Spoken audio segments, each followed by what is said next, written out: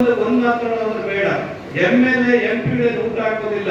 ಪ್ರಾಮಾಣಿಕವಾಗಿದ್ರೆ ನಾವೆಲ್ಲ ಹೆಂಗೆ ಬದುಕಬೇಕು ಅಂತ ಹೇಳಿದ್ರೆ, ಸತ್ತಾಗ ನಮ್ ಸಮಾಜ ಕೊಡುತ್ತನಪ್ಪ ಅನ್ನೋ ನೂರಾರು ತರೋ ಮಟ್ಟಕ್ಕೆ ಮರ್ಯಾದೆ ಉಳಿಸ್ಕೊಂಡು ಬದುಕಿದ್ರೆ ಸಮಾಜದಲ್ಲಿ ಹುಟ್ಟಿದ್ರು ಕೂಡ ಸಾರ್ಥಕ.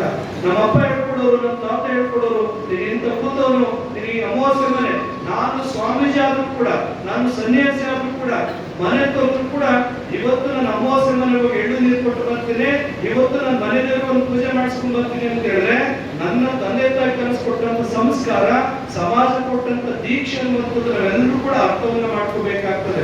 ಇವತ್ತು ನೀವೆಲ್ಲ ಪ್ರಾಮಾಣಿಕ, ಇವತ್ತು ತಮಿಳುನಾಡು, ಕೇರಳ, ಆಂಧ್ರ, ಮಹಾರಾಷ್ಟ್ರ 5 ಸ್ಟೇಟ್ ಕೂಡ ಕುಂಚಿಟಿರ್ತೀವಿ. ಇವೆಲ್ಲ ಅಲ್ಪಸಂಖ್ಯಾತರಲ್ಲ, ಎಲ್ಲೋ 3 ಮನೆ, ಎಲ್ಲೋ 4 ಮನೆ ಅಂತ. ಇವೆಲ್ಲ ಅಲ್ಪಸಂಖ್ಯಾತರು ಹೆಂಗಾಗಿದ್ದೀರ ಅಂತ ಹೇಳಿದ್ರೆ, ಜನರನ್ನ ಗ್ರಾಮ ಪಂಚಾಯತ್ ಅಧ್ಯಕ್ಷ ಆಗ್ತಾರೆ ಅಂತ ಹೇಳಿದ್ರೆ ಜಾನಕಲ್ ಅವರು ರೆಸಾರ್ಟಿಗೆ ಕರ್ಕೊಂಡು ಹೋಗ್ತೀವಿ. ಜಾನಕಲ್ ಅರ್ಜಿ ಆಗ್ತದೆ ಅಂತ ಹೇಳಿದ್ರೆ ಅಳೋನವ್ರು ಹೇಳ್ಕೊಂಡು ಹೋಗ್ತೀರಿ.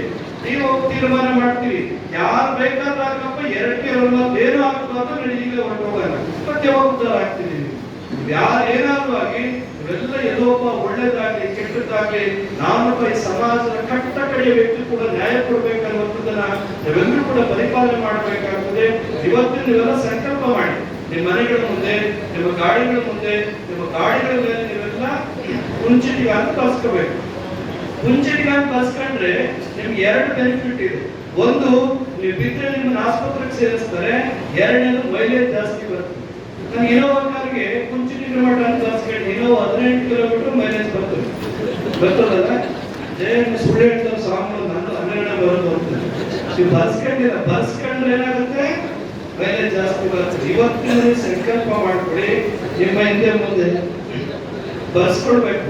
ಇಲ್ಲ ಇವರಲ್ಲಿ ಹೇಳ್ತಾ ಇದ್ದೀನಿ, ಬೈಕ್ ಮುಂದೆ ಕುಂಚಿಟಿಗಾಗಿ ಬರ್ಸ್ಕೊಳ್ಳಿ.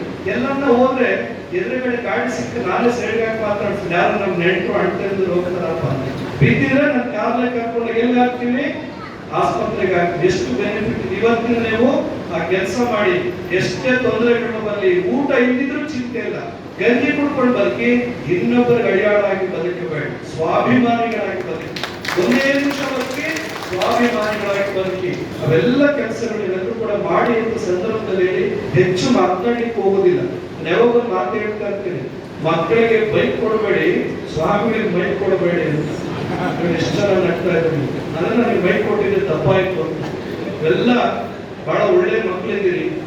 ಕುಂಚಿಟಿಗೆ ರೆಸ್ಪೆಕ್ಟ್, ಕುಂಚಿಟಿಗೆ ನಾವು ಹೆಂಗೆ ತಾಳೆ ಮಾಡ್ಕೊಂಡು ಹೋದ್ರೆ, ಅಯ್ಯಂಗಾರು ಬ್ರಾಹ್ಮಣರಿಗಿಂತ ಬುದ್ಧಿವಂತ ಸಮಾಜ ಯಾವ್ದಪ್ಪ ಅಂತ ಹೇಳಿದ್ರೆ ಕುಂಚಿಟಿಗೆ ಸಮಾಜ ಅನ್ನುವಂಥದ್ದನ್ನ ಇವತ್ತು ತಮಿಳುನಾಡಲ್ಲಿ